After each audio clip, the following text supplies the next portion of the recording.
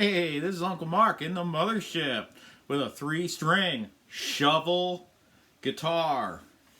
It's part of my shovel lessons here, okay? It's a real shovel, it's plugged in. Just to let you know, I'm using my little cube here, and I am on the rectifier setting. So if you have this little cube, it on the back it says FER, rectifier stack. That's what it is. It also says Rectifier on the cube streets as well. That's what I'm using. My master is down low. My gain is at about 10 o'clock. My tone is also about at 10 o'clock. So that gives you an idea of what I'm using here. So that's my tone on this thing. This is basically my first lesson on this, and I just want to give you an idea of concepts that make learning the shovel a lot easier. One of the things to know is your strings are a mile away, okay? That's a good thing, okay? For what you're going to play with it, that's a really good thing. You can play your shovel on your lap, right? You can play it on your lap, and you can take your slide and do like so. I have a few slides I've cut myself from bottles. You can tell they're very imperfect. I'm not very good at cutting them, but they work excellent. So if you feel like cutting your own slides, you go right ahead, give it a try. You may find that you are very good at it. Some people aren't, but anyway, I have a clear one here, and that way you can see through my finger where I'm at. I have found with lots of slide guitar, it's more listening. It's this thing right here and this thing right here. It's your ears. And training your ears can be a daunting process because it takes lots of time and it takes lots of energy. But what you want to do at first is find musical notation. Okay? And what I mean is, we're in open G. All my lessons are in open G, so it's G, D, G. So when you find yourself in open G, G, D, E is here. And these lines are notations. But they're not always exactly where you need to be on these shovel guitars, okay? So you're going to have to use your ear and find those spaces that are friendly to your ear. Okay? And that's how you have to think of this. Okay? Just remember, like a fretted instrument, okay, the same rules apply. Okay? G is open. And then at what would be the 12th fret on a fretted instrument, but here, okay? So this person that built this put these two dots here to remind you this is the area that it is. Okay? Your ear detects it a little bit differently, and fretted guitars can be notoriously inaccurate. This one happens to be very accurate, but they can be not so accurate. And there are people that design frets differently to reflect how notes actually work in space. So with a slide, you can be a little off low or a little off high. You can come and you can be a little high or a little low. I tend to believe high is better.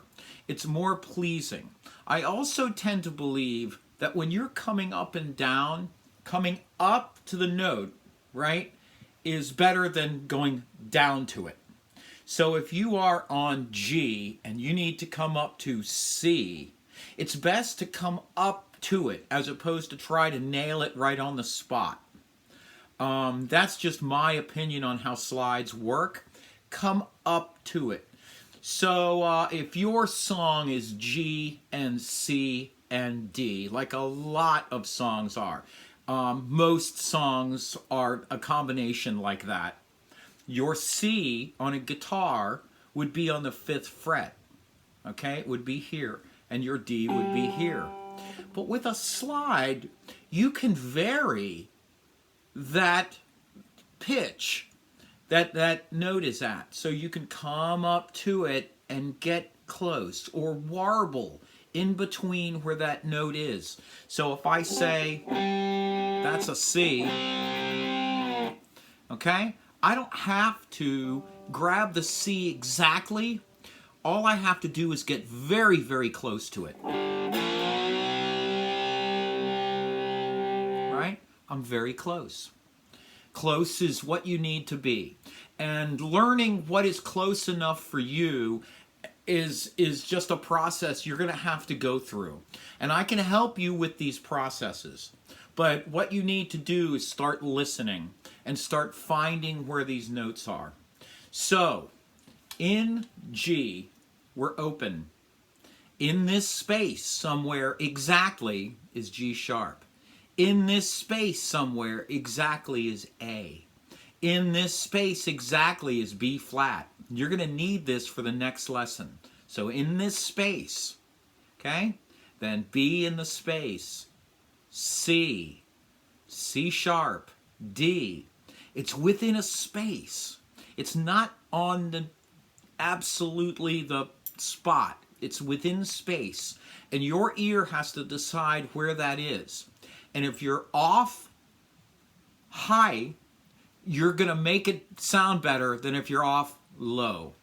If you ever notice singers that don't reach pitch, they sound really, really bad. But if they get over, they sound better. So that's what you're doing here with a slide, is mimicking the human voice. So we were here on D. D sharp. E is somewhere in this space. And then we have nothing. We have no space at all. But within this, right here, is F, F sharp, and G. And G is somewhere within here. And then we have G sharp. A, B flat is here. They put a little dot there on it, a little screw, to let you know you're close. But you're close. It's not exact. And you may never exactly get it exact. That's okay. Just remember, that's how it works. Many people will tell you that's exactly where it's at. But you know what? It's really up to your ear to tell you this. So we're at B flat, B, and C. There's a little dot, C sharp, and D. You know, and this goes on to infinity. I mean, you can legitimately play this guitar all the way out.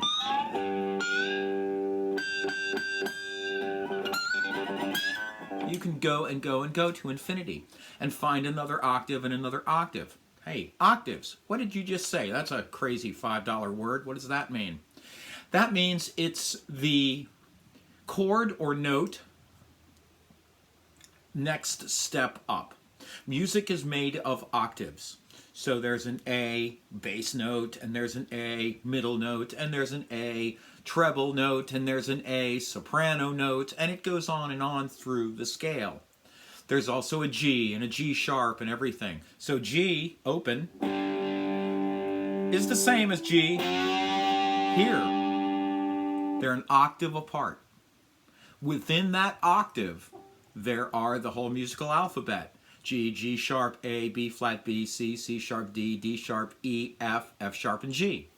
Between here and about here, it's the same notes. G, G sharp, A, B flat, B, C, C sharp, D.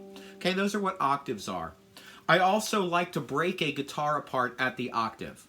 So I think of everything below here to be at the lower register, and everything from here up the upper register. They mimic each other. They're like mirrors.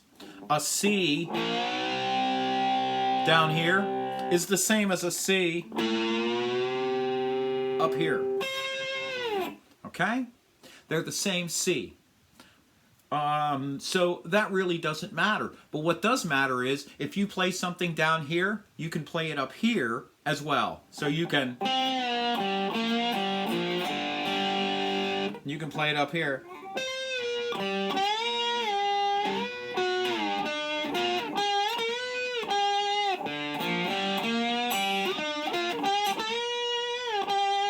You can play the same notes up here as down there. You're just in the upper register.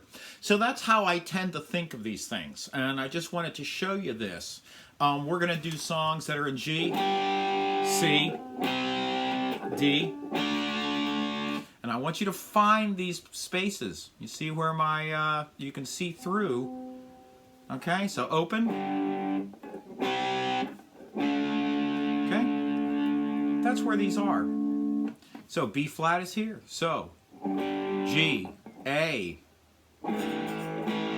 B flat, B, C, C sharp, D, E, F, G.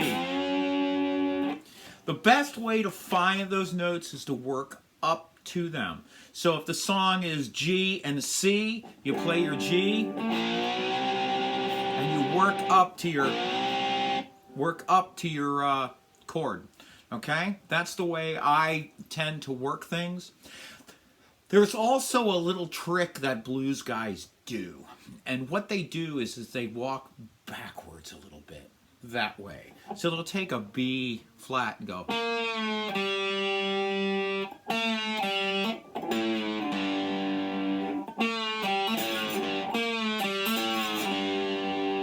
Okay? They can do it on the D string, but you'd be going from F to D. So, do it on this string, and this string.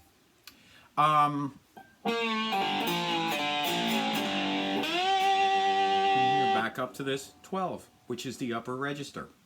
Something else that really helps, I'm going to turn this guitar a little bit this way so you can see the strings. Something that really helps me is to imagine this like a violin, so it's concave. So when you're on this string, you're absolutely almost up and down. When you're on the middle one, you're right in the middle, and when you're on this one, you're this way. So you're working it like so, okay? It really, really helps to think of things that way. Grab another pick because I dropped mine. It really tends to focus. So if I'm here on this first string here, see how I'm not flat, okay? I'm at an angle. When I'm on the middle one, I'm kind of flat, and when I'm on this bass one, I'm way over this way, okay? So I'm working it this way, as opposed to just going flat. A lot of guys will put their fingers in front of their, behind their slide like so. That's not a bad thing. It depends on what you want to do. There's also something that people put their slide here, or wherever you want to put it. That's your business, right? I get the most success out of on my pinky. That's me. That gives me a chance to fret with the other fingers when I play different instruments. It's just the way I am. Something else guys do is using their pick, and they're picking and picking. Some guys do a hybrid system where they pick and play, and some guys like Justin Johnson just do that kind of stuff. I'm not very good at this kind of thing. I do hybrid pick, and we'll be doing some of this in the future. I just want to go over a little bit of this instrument before we start our lessons and just kind of show you the lay of the land. Also, we're going to be doing some palm muting, where you take your palm and you lay it on the strings and stop them and then move it away a little bit.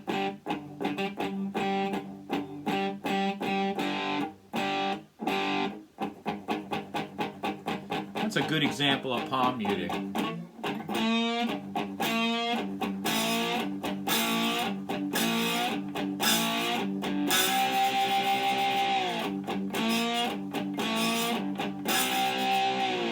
We're going to be doing a lot of that. You have to be able to stop it.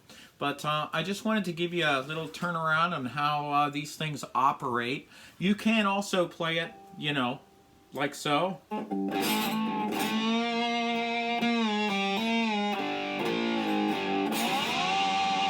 right, you can play it on your lap if you want. That's fine too. However you want to do it. I find standing up is much easier for me. So anyway, I'm running out of time here. I've talked too much. I apologize.